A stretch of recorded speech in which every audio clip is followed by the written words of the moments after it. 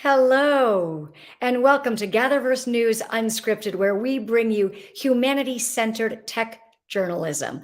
I'm Lisa Bernard. Today, as we do every Wednesday, we're bringing you our Pioneer Profile. This is where we take an in-depth look at someone who is a leader in Web3, but who is also considering the impact technology has on humans and society. Today, we introduce you to Christopher Lafayette. Christopher is the founder of GatherVerse and GatherVerse News. Christopher is working for a more equitable culture in technology. He is an international speaker, thought leader, and an advocate for greater expansion of community in tech. That includes cross-culture and inclusion considerations. He is also a leader in wellness, having just wrapped up a 2-day WellVerse Summit with renowned leaders from all over the world in the field of wellness, right here on gatherverse.org. Here is Christopher speaking to us about his vision for how tech and society should coexist ethically, and specifically, he'll share his thoughts on wellness in Web3.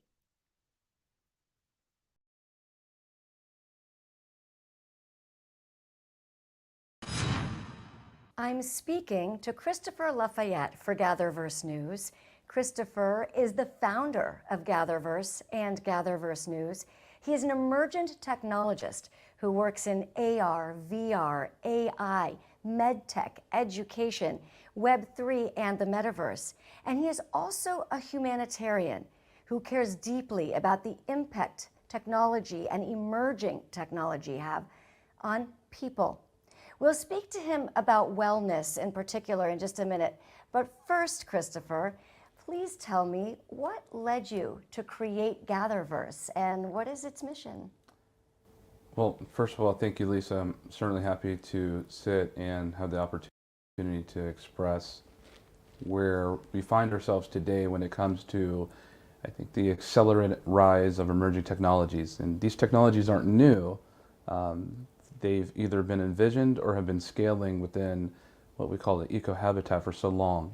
You may find yourself looking at artificial intelligence, subsequent machine learning and deep learning, or you'll have acronyms such as XR, meaning extended reality, flanked by virtual and augmented reality. And over here we'll find fintech, and we'll find Web3 and DeFi, DAOs, dApps, and decentralization and centralization and NFTs.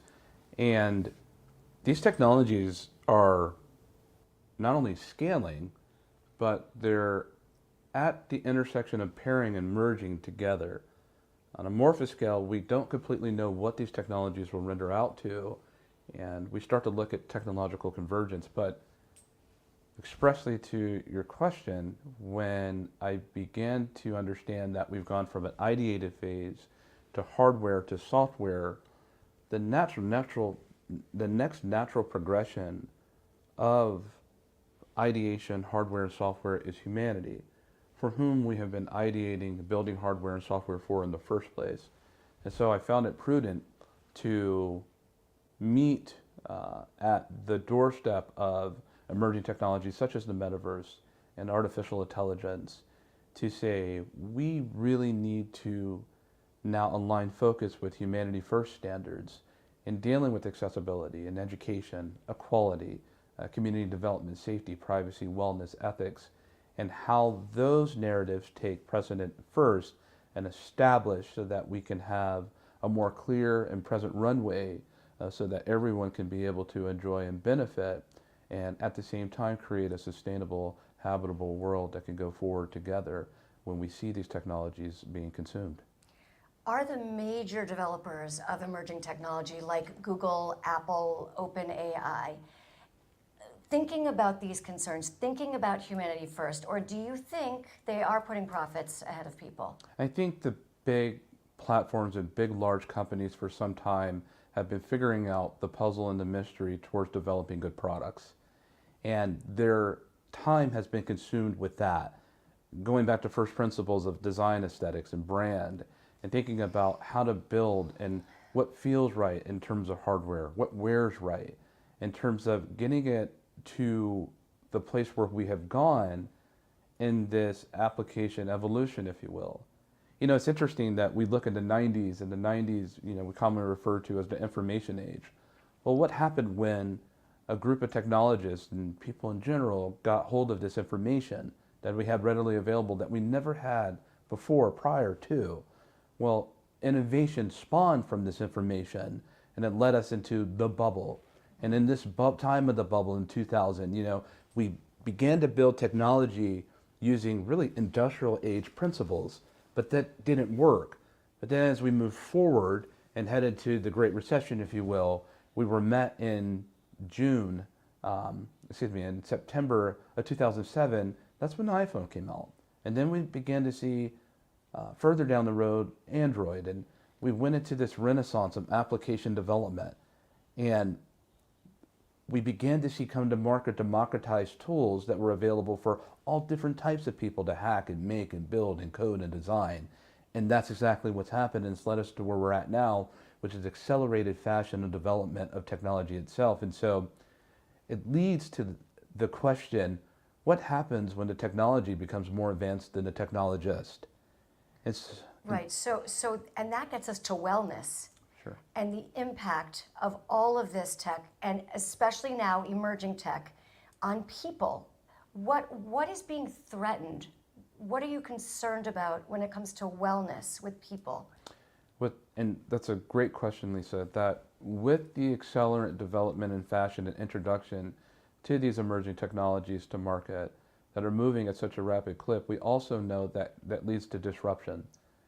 Here in Silicon Valley, we often look at disruption that good technology is superseded by great technology, and great technology is superseded by even better technology, is what we commonly refer to disrupt.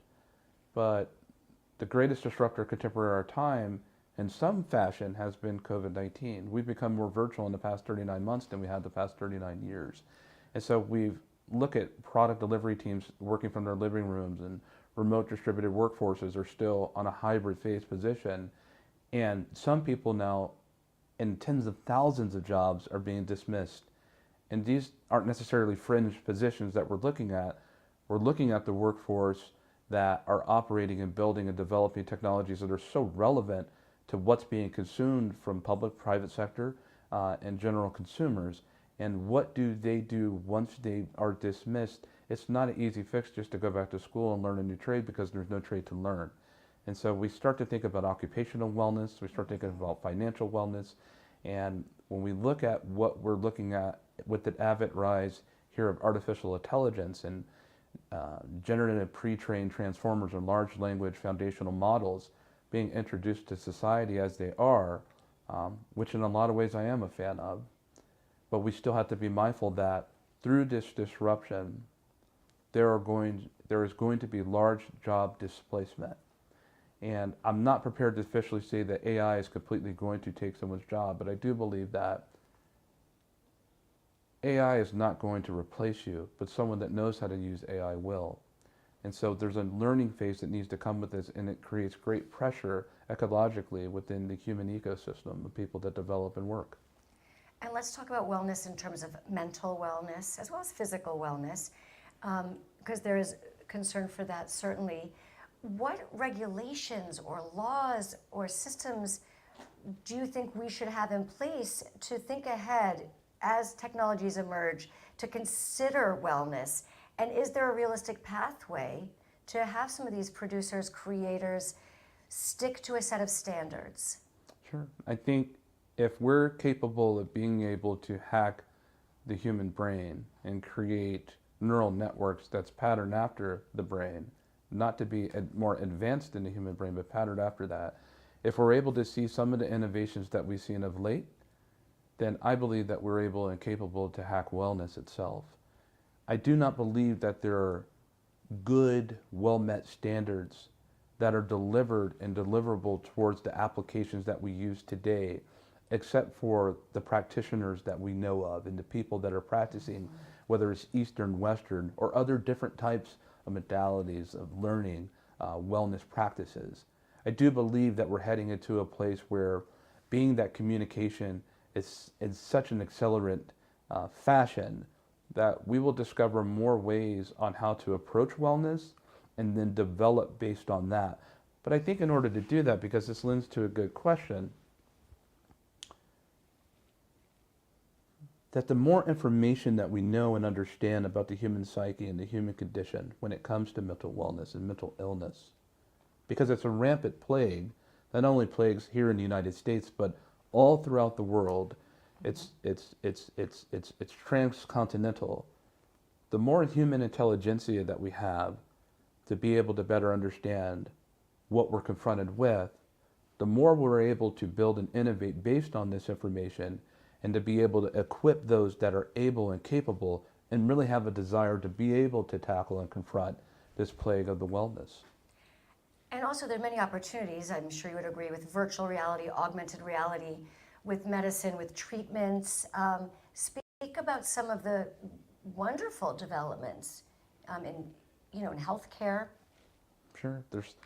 We're at a time where you can have a surgeon that's sitting in Costa Rica, where she can be, through telepresence, teleport to Lucille Packard's hospital in Stanford and perform an operation from thousands of miles away, perhaps operating a Da Vinci robot machine with gestural interface and point cloud precision.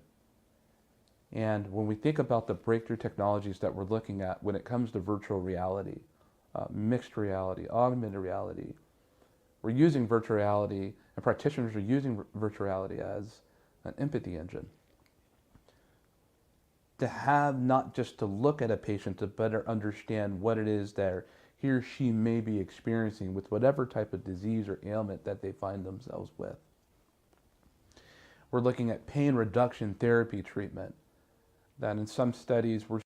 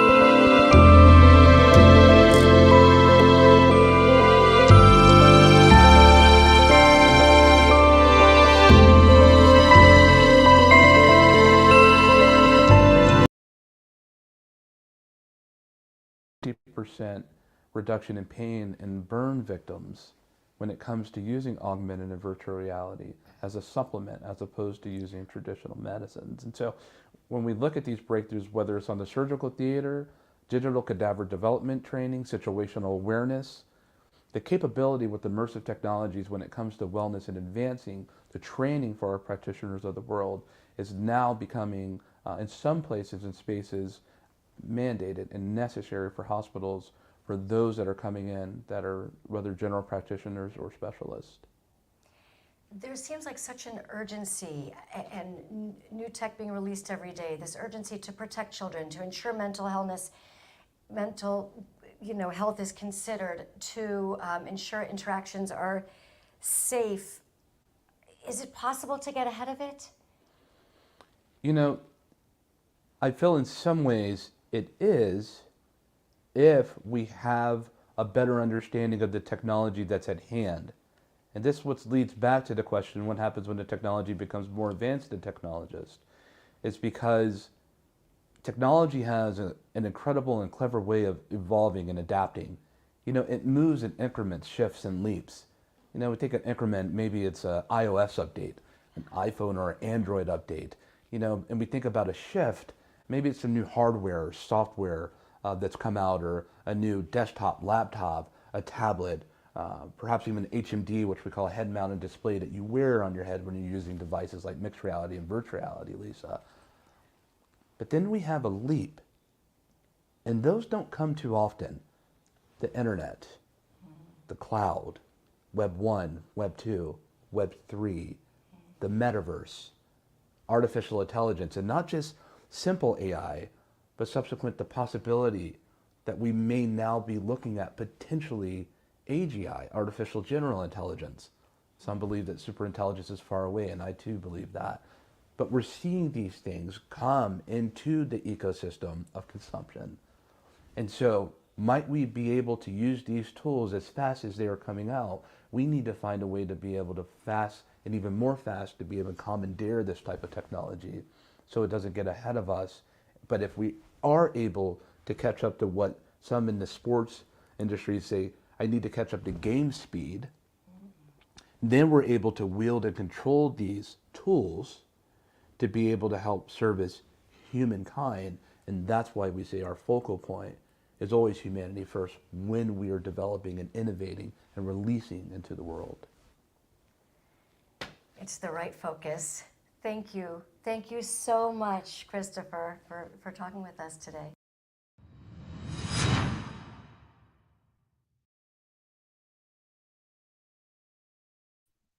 That again was Christopher Lafayette, the founder of GatherVerse. And there are many GatherVerse summits scheduled in the months ahead.